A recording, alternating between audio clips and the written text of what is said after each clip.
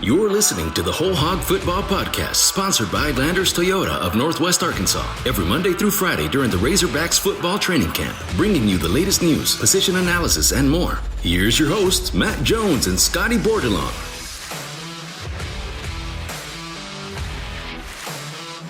Razorbacks football preseason marches on. It's almost over. The Hogs have just a few more practices left as part of their preseason. They'll begin their Cincinnati prep on Thursday. They'll have a mock game on Saturday inside Razorback Stadium, and we're just a little over a week away from the season opening with their September 3rd game against Cincinnati in Fayetteville. Matt Jones with Scotty Bordelon and Andrew Joseph of WholeHogSports.com. And Scotty, you were out at practice yesterday.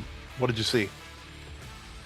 Saw a lot more guys on the field than we did the last 2 full weeks and some change. With the fall semester starting, Arkansas's roster expanded, and you saw guys like Cade Renfro back. He was coming back from a torn ACL, I believe it was last fall camp, and Dominic Johnson was back.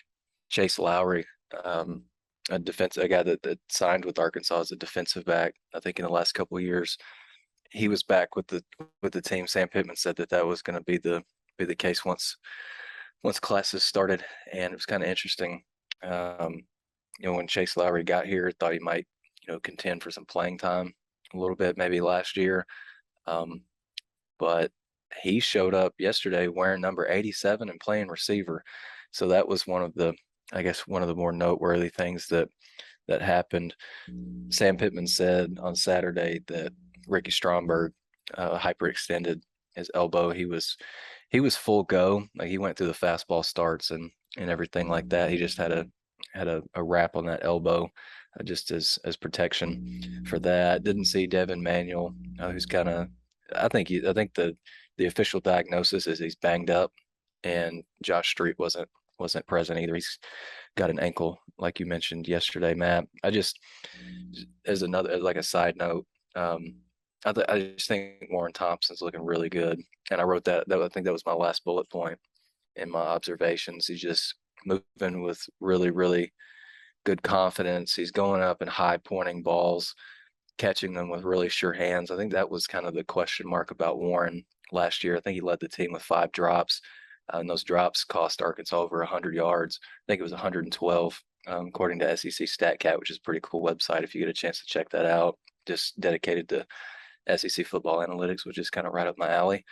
I just think Warren's he's in for a big season. He's been a name that has been mentioned after both scrimmages for making big plays, and he's been pretty impressive in one-on-one. So I think he can have a pretty big year. But I think the most newsy thing that happened was Dominic Johnson was back doing some individual drills with running backs, and he looked pretty good.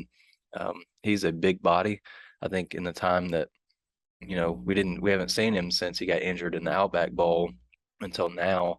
I think I forgot how big of a body he actually is, but he is 19 pounds heavier according to the roster than he was either at the end of last season or at the end of spring.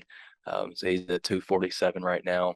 I think Jimmy Smith wants him to get in like that 235, 240 range. So dropping a little bit of weight once you're actually on the practice field moving around shouldn't be too big of a deal. But what I saw yesterday in terms of his movement was, much more fluid and smooth than I anticipated.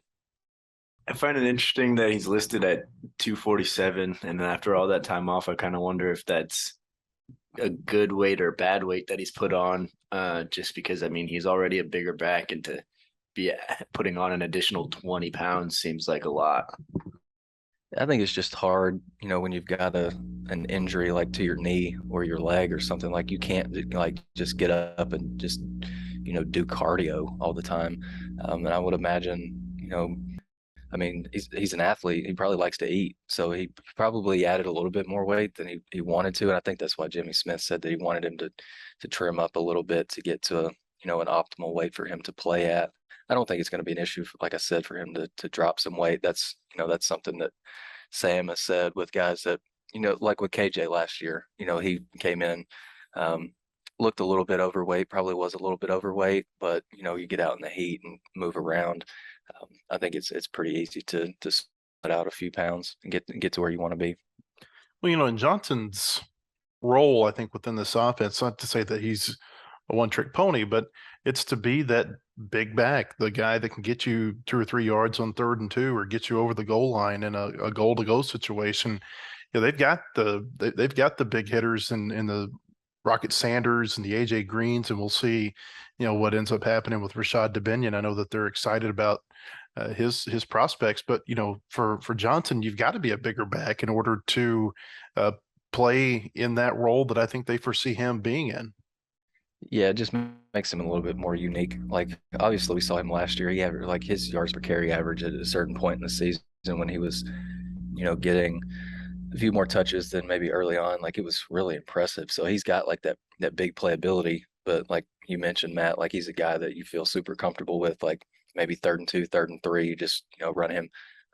You run him behind a guard and you're pretty confident that he can, maybe barrel through some of that contact and fall forward and pick up the yardage you need. But yeah, I think that size definitely makes him a unique back, and he is a bear to tackle, man. I think everybody in the league learned that last year. I'm curious to see, I was pretty impressed with the way he was moving yesterday, and that was just the first day he was back in Indy. So I think his rehab has gone pretty smooth. It looks that way anyway, but I'm wondering, when he gets into his first game action, like how confident he's going to be in that knee. Because if you're not confident, that can, if you're not maybe the fleetest of foot, that could definitely slow you down. Just kind of in the same way that AJ Green played last season, just because he was a little bit behind in terms of, picking up the offense and just being able to play 100%. But I think Dominique he's a confident enough guy. He's proven he knows he can go play. I think he'll be all right. When Sam Pittman was talking about Dominic Johnson on Saturday after the second scrimmage, there was it sounded like a little bit of hesitation in his voice. Like he wasn't quite sure what to expect when Johnson went out on the field Monday.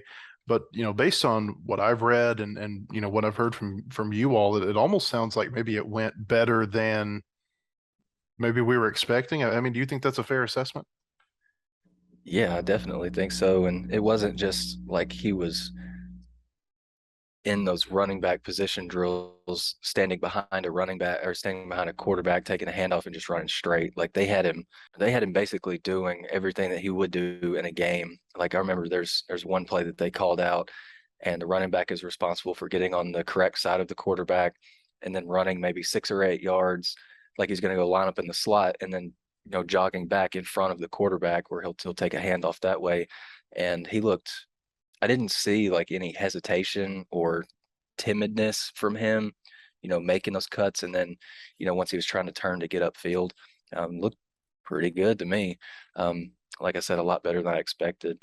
I just think they're not going to rush it. I don't think at all, just because they're super confident in Rocket. And I think it's a huge, huge deal. Like I've said probably a million times on this podcast that AJ Green's had a full camp. I agree with you that they're going to kind of slow play his return because they have so much confidence in Rocket. But I think when Dominique gets back to 100%, it'll be interesting to see how the carries are distributed, because I know that Sam's talked about how he doesn't really believe that there's teams use feature backs anymore. But if there ever was going to be a feature back, I mean, Rocket is kind of that ideal guy with his build. He can play all 3 downs, he can catch, he can pass protect. And so, I mean, I just don't see him really sitting on the sidelines too often, even when Dominique is maybe back to full strength. And Pittman has said previously that don't expect Johnson to play in either of the first 2 games against Cincinnati or South Carolina. They haven't given a timeline for his return. We don't know if it's week 3, it may be week 5, maybe week 6, who knows? But he has said in the past that he expects Johnson will play a majority of this season for the Razorbacks. I think that week 3 game against Missouri State might be a decent target for him, because I mean, you can get through the first 2 weeks with Rocket and AJ, or just a combination in the running game of KJ, Rocket, and AJ. I think if Arkansas gets through those first 2 weeks okay, and they handle their business against Missouri State, I wouldn't be shocked to see him maybe get some carries late just to get his feet back underneath him. Because I mean, it's It's a thing to look okay in practice. It's another thing to look to get back accustomed to running the ball against guys that want to tear your head off. It's a completely different deal. The Whole Hog Football Podcast is sponsored by Landers Toyota of Northwest Arkansas, where you always get the best service and the best buying experience in the state. For all your automotive needs, shop Landers Toyota NWA in Rogers, where we guarantee you the best buying experience and best service after the sale in Arkansas. Landers Toyota NWA in Rogers. WholeHogSports.com has the largest, most experienced staff of reporters covering sports in Arkansas. Football, basketball, baseball, recruiting, and more. You'll find it at WholeHogSports.com. The website includes up-to-minute news, daily commentaries, and award-winning photography from the staffs of Hogs Illustrated and the Democrat Gazette. For subscriptions, call 1-800-757-6277. That's 1-800-757-6277. Or visit us online today. WholeHogSports.com. Want more coverage of your home team? Download the Whole Hog Sports Video on Demand app. Check out the Fan Zone and get up-to-the-minute videos, podcasts, and features on football, basketball, baseball, recruiting, and more. Search for Whole Hog Sports on Apple TV, Roku, and Amazon Fire at home. And take it with you on the go by downloading it for your mobile device in your app store. The Whole Hog Sports Video on Demand app. Get it today. Welcome back to the Whole Hog Football Podcast. If you're in Fayetteville, come join us on Wednesday as Sam Pittman will speak at the Hogs Illustrated Sports Club. We'll meet at the Hilton Garden Inn off of Weddington Drive in Fayetteville. Doors will open at 11:45. The program will begin at noon, and we'll have you out of there by 1 o'clock. If you want more information on the luncheon, visit nwadealpiggy.com. That's nwadealpiggy.com, one of our sister websites. You can find information about the luncheon with Sam Pittman on Wednesday, also about the luncheon with Hunter Yurachek on September 7th at the Hilton Garden Inn. All right, today we're going to talk about the buzziest players the Razorbacks have had in camp. And we better preface this with a little bit of, kind of what our thinking is here. It's not so much the players who we know about, so we're not going to talk about KJ Jefferson. We're not going to talk about Jalen Catalon. We're not going to talk about Bumper Pool or Ricky Stromberg, these players who you know what you're getting with them. These are more so they're either newcomers or they are players who might be in a new position or, whatever the case may be, they might be a transfer. And these are the guys who we just have heard a lot about this preseason. And if you've listened to this podcast throughout the preseason, you might be hearing some things that you've heard before, but these are just some of the guys that you keep hearing their names, and it makes you wonder, what their roles are going to be when the season comes along, and it makes you think that they're going to be big time contributors to the team. So Scotty, let's start with you. Who stands out to you as the buzziest player of camp? Oh, I think it's easy for me. It's Matt Landers and Terry Hampton, and we got to talk to Terry Hampton on Monday night. And that's a guy that's battled a lot of injury adversity in his football career. I think he said he played like a year and a half of high school at El Dorado. And, if not for those injuries, he feels like his trajectory would have been, to one of these SEC programs that he's at now. And, he went to Arkansas State. He was grateful for the opportunity that they gave him. And when he was in the transfer portal after he tore his ACL in October, I think he was getting some interest from some maybe mid-major type programs, like maybe not teams that are brands. And then Arkansas came calling, and he said it was just an absolute no-brainer for him to join over here. And he got cleared, I think it was like in late May. So his camp was communicating with Arkansas that he was going to be, not a liability on the injury front when he got here and was going to be able to contribute right away. And it sounds like he is. Like he's, outside of Isaiah Nichols and Eric Gregory, I think he's your next defensive tackle that you feel super comfortable with. And I think he's one of the more buzzier names just because he's at a position where people feel like Arkansas needs more depth, and he's providing it and standing out to Sam Pittman. And anytime I think a lineman on either side of the ball stands out to Sam, that's noteworthy. And he's one of the strongest guys on the team. I think Terry and Bo Limmer We're at the podium last night, and both of those guys were just talking about the weight that they're throwing up, and it's absurd. Like Terry said here, that he's put up about 450 pounds on the bench. He favors bench over any other anything else in the weight room, and Bo's about the same way. He's at like 500 pounds, which is that's absolutely absurd to me. But I think for all those reasons, he's definitely a buzzy name, and Matt Landers too, just because again, receiver was a position where people had a lot of question marks, but by all accounts, he's provided a lot of stability at that in that room. Yeah, I completely agree with those two being the two buzziest. If we were to do this in the spring, a guy that I think I would have brought up would be Torian Carter, just because he was having 100%. such an outstanding offseason. But obviously, his injury is going to be a huge loss for that defensive line. And if I had to name a third outside of those two, I would probably go with Isaiah Satania. I think he's been brought up quite a few times by the coaching staff and players that we've talked to, just because of his, Olympian speed, that he's got world-class jets. And for a freshman, I think he's going to play a lot because he can play wide receiver and he can also help in the return game, which is something I think that the Arkansas can use. I think Satania is going to make it into the return game in some form or fashion. Could be that he's out there on the field for kickoffs and punt returns. I think he's going to get onto the field, with the offense too. I think they're going to find wrinkles to get him involved. They like what they've seen from him way too much for him not to see the field on offense in some capacity. It may not be that he's out there for 10 plays a game, but I think they're going to find ways to get him involved offensively. Yeah, I would definitely agree with that. I've been impressed with, like I've said before, like his burst off the ball.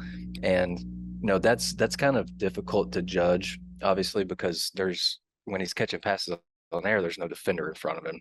So we don't really have, a whole lot of a sample to look at to see how he is, getting, through contact from, physical corners or physical nickels or safeties.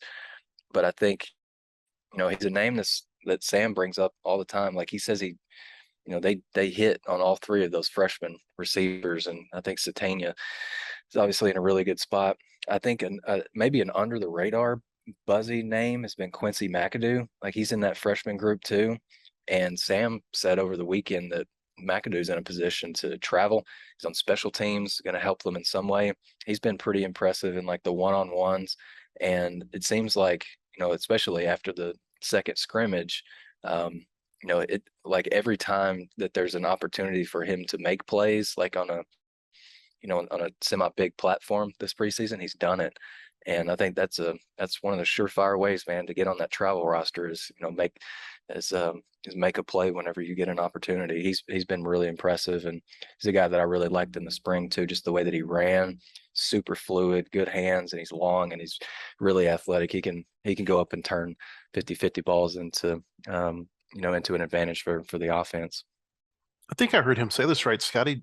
They're looking at some of these receivers like Satania as gunners on their punt coverage. Yeah, I think that's a really smart thing to do, and that's another benefit of like being a faster team overall. Because I think last season or the year before last, Arkansas really depended on a guy like TJ Hammonds, who had really good speed, just couldn't make it work for whatever reason on the offensive side of the ball. But they really trusted him, like just get downfield as fast as you can. They've got more guys that can do that, and I think Satania is an option there.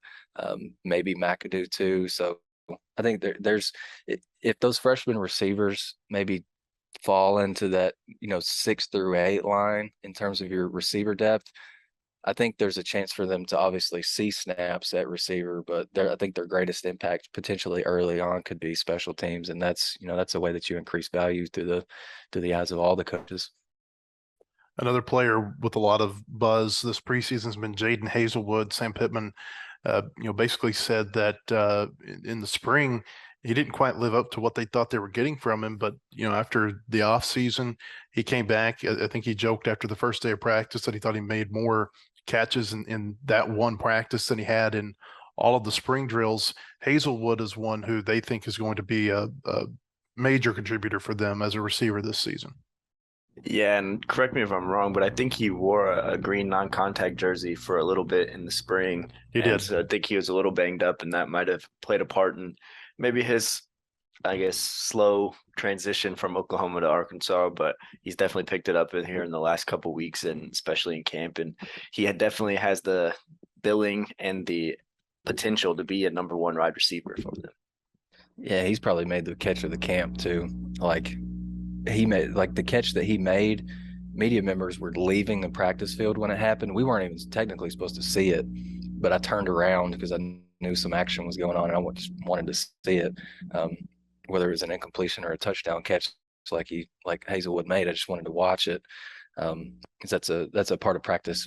You know, the one-on-ones with corners and DBs, we don't always get to see that, and it's super entertaining. But yeah, he matched up with Jalen Catalon, reached around him in the end zone, made a one-handed catch. Catalon dapped him up twice. It was a hell of a catch. It was really, really super impressive. And yeah, but to Andrew's point, like he was battling a little bit of a shoulder in the spring. I think he drove it into the ground in maybe one of the earlier semi-live days, I want to say, and he was in green throughout, and hasn't worn a green top once this fall. And I think he's just been much, much, much more of the player that I think that they were anticipating that they were going to get. There's no doubt in my mind that he can be a definite number one and a go-to guy for KJ.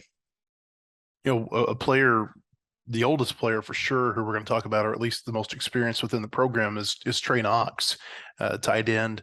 Sam Pittman said that he's always been a willing blocker. He hasn't always been a capable blocker. He's put on weight. I think he's put on something like, close to 40 pounds over the last 2 years, and put on a significant amount over the off season after he found that it was tough for him to handle those, defensive ends and linebackers at the tight end position after he made the position change last year. This is one that I think he changes the way Arkansas uses their tight end. They have not had a tight end who has been as reliable of a pass receiver as I think he will be. And from all indications, he's going to hold his own as a blocking tight end and be able to stay on the field more because of that. It's not going to be a deal where Trey Knox comes in and they're going to run him out on a pass pattern. They think that they can, he can be a very versatile tight end who may even be able to play that position in the NFL. Yeah, I remember talking to his high school coach last fall. I was wanting to do one of my Friday features on him, and Trey's high school coach joked with him, like several years ago. He's like, Trey, we think your future, if you want to play in the NFL, is at tight end, just because you've kind of got like this naturally big body, and foot speed hasn't always been you look at Trey Knox's attributes, I probably wouldn't say foot speed is one of the top 2 or 3. So you've got to find other assets that you have and maximize those, and just get everything that you can out of those things. And I think his size, he's been using that a lot better. He's always been a worker, and so I think and he's always had really good strong hands. I think that obviously really helps in blocking too. Just getting your hands in the right position, and if you got your hands in the right place, you're less likely obviously to get a flag thrown on you.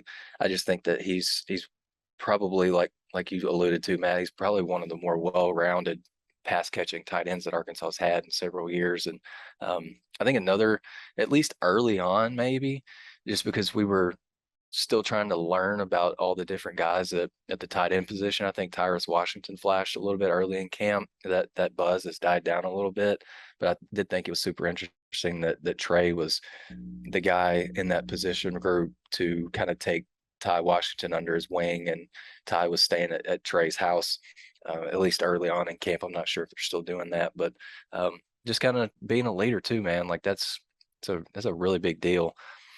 Knox told me during the off season that it felt kind of funny that he was the quote unquote leader in the tight end room. He's like, I haven't even been in the tight end room myself for a year yet, and yet here he is in that position. Certainly, his age has a big amount to do with that. Not just his age, but also his personality. On the defensive line, a couple of players who I think have gotten some buzz, who may have not gotten talked about just a whole lot, are Jashad Stewart, the defensive end. And I know I'm going to butcher his last name, I think, but Nico DeVilliers. Is that how you say it, Scotty? Yeah. Yep. We'll just call him Nico. The freshman from Maumelle. It's interesting. He and Andrew Champley both have come in from Maumelle, and I think that they both really impressed the coaches. Yeah, Nico's different. Like, you look at him, and I remember may have been like the second day or the third day of camp. I was standing next to a member of the communication staff, and Nico was just walking um, back to the back of the line after he went through a rep, and I leaned over and went to the communications staff guy and was like, "That kid does not look like a freshman. Like, he's got just stacked arms on the big side for a freshman. Probably needs to drop a little bit of weight, but I mean, you can't deny how physically impressive the kid is, and he's been getting some run with that third team defensive line at a tackle.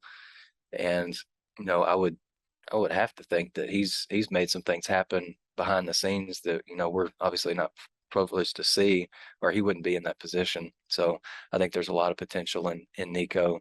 And Jashad Stewart's just a guy that, and we knew this before this fall camp, but last year, we heard a lot about Jashad's motor. Like, anytime we asked about him, and that's just still true. Even in this camp, like, Eric Gregory and Zach Williams just went on and on and on just about how he gives every ounce of his being to every snap. And that's pretty rare to find, because guys normally they get tired, and coaches will watch film and they'll tally a loaf, and you probably gotta pay for it in some way the next time you hit the practice field. But I don't think Jashad Stewart's that kind of guy. Yeah, I remember one of the first days that I was out there recording the highlights. Nico was making plays in the fastball starts, and I didn't even know who it was, because I think it was the first day or second day he reported. I think I asked Scotty, and I was like, "Who is number 0?" After I went back and looked at some of the film that I had, and he was like, "Oh, it's Nico, however you say his last name."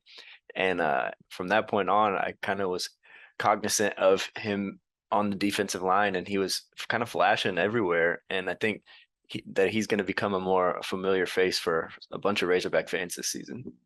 Yeah, he's definitely a presence. And I think another day that he caught my eye, it was earlier or maybe late last week. You're going through fastball start, and you just ask some of those third team offensive linemen, they probably ain't seen a guy like that very often from where they're coming from. He broke through when Cade Fortin was dropping back for a pass. And I think that Cade was so just kind of jarred that Nico was just like right in front of him and broke through the line so quickly that he panicked, and he like dumped the ball off right to Dorian Gerald. Like, Dorian Gerald plays defensive end, but he was like so caught up in the moment and kind of stunned that pressure from Nico was right in his face that he just felt like he had to get rid of the ball, or something not super positive for him was going to happen. Obviously, he can't get hit, but as a quarterback, anytime you see a big D lineman of Nico's size bearing down on you, that's a little bit of a cause for panic anyway. So he's definitely making his presence felt. One final name. This kind of falls into the Trey Knox category, but it's Luke Jones, the left tackle. Transferred into Arkansas from Notre Dame, played high school football down in Little Rock at Pulaski Academy. They lost Myron Cunningham off the offensive line last year in terms of their starting 5. They returned the other 4 starters. And I think that, from just the vibe that you get, whether it's listening to Sam Pittman or listening to Cody Kennedy or his position mates, the other offensive linemen on the team, is that they think Luke Jones is going to be a very suitable replacement for Myron Cunningham at that left tackle position. And the fact that Jones has practiced so much with those other 4 starters, assuming that Dalton Wagner wins the right tackle job over Tykees Crawford, there's a cohesion still with that group that I guess is kind of rare when you lose a starter like they did last year with Cunningham. Yeah, you asked Sam about Luke the other day, I think, and Luke hasn't played just a ton of snaps with the guys that he's theoretically going to be lined up with in game 1, but I think what Sam said was he's played in practice a lot, so he's got a good synergy with those other 4 guys. He's a player at a really, really valuable position who doesn't stand out for the wrong reasons, really intelligent, good feet. And I think what stands out is, sometimes you hear position coaches talk about battles at certain spots. You haven't heard about that at left tackle. And so I think that that's all the indication really that I need. Maybe other people need more, but Luke is the guy there, super confident in him. And I think clearly like Cody Kennedy and Sam know what they're doing. And they wouldn't have Luke there if he wasn't the man for the spot. He probably would have been pushed a little bit by Devin Manuel. Manuel's been out, but I think Jones has pretty well had that left tackle position locked up since the spring. I think they were really impressed with him, what he did during spring ball. So those are just some names that I think are getting buzz this preseason. Again, that's not to discount what you're seeing from these other players. KJ Jefferson's having a great camp from all indications. I think what we've seen from Malik Hornsby as a passer has been really good. You think about running back Rocket Sanders. They love what he's giving them on the offensive line. You got 4 returning starters. Defensive front is a little bit of a question mark. Bumper Pool and Drew Sanders have been pretty much as advertised as linebackers. In the secondary, you know who the players are. But these are some guys who maybe we didn't have on our radar so much 3 weeks ago, who now you believe are going to fit into the plan somehow. Some as starters, some maybe as starters on special teams units that don't get as much publicity. Some may just be backups who make the travel squad, who might be thrust into the game, at some point when they're not expecting to because of an injury somewhere. But those are about 10 names who have jumped out to us this preseason. We hope you'll go to wholehogsports.com to read all of our Razorback football coverage. On tomorrow's podcast, we'll have a recap of what Sam Pittman had to say at the Hogs Illustrated Sports Club. We're really looking forward to hosting him there tomorrow, and we'll have more insights from Razorback football practice. For Scotty Bordelon and Andrew Joseph, I'm Matt Jones. Thank you for listening, and we'll see you next time on the Whole Hog Football Podcast. The proceeding has been a production of wholehogsports.com. Look for our latest podcasts on Apple, Spotify, or your favorite podcast store. And visit us anytime at wholehogsports.com for the latest news and commentary.